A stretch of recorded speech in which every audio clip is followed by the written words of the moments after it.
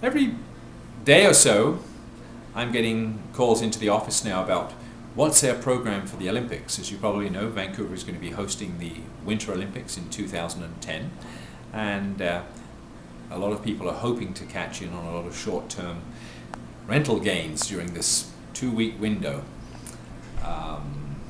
There's a lot of unscrupulous characters roaming around, trying to talk existing tenants into moving out of their properties without really discussing fully with the owners.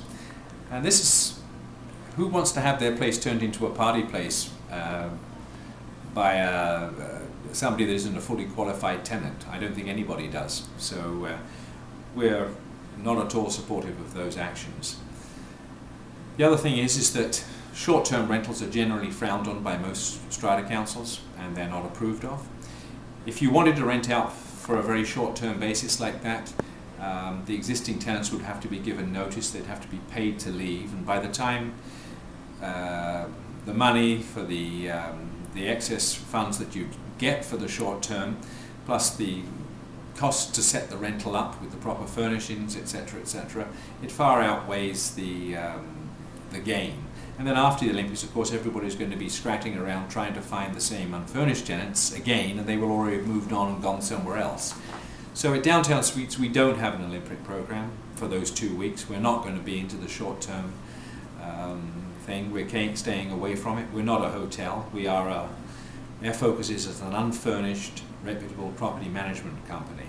We have been dealing a lot with Van been dealing with them. That's the organizing body for the Olympics. We've been dealing with them for over a year or two now, and quite a few of the main consultants and so forth, a lot of them are staying with us. We're dealing with them on an ongoing basis. I have people who are doing the final and opening ceremonies, and a variety of other officials and so forth already staying in their suites on a long-term basis.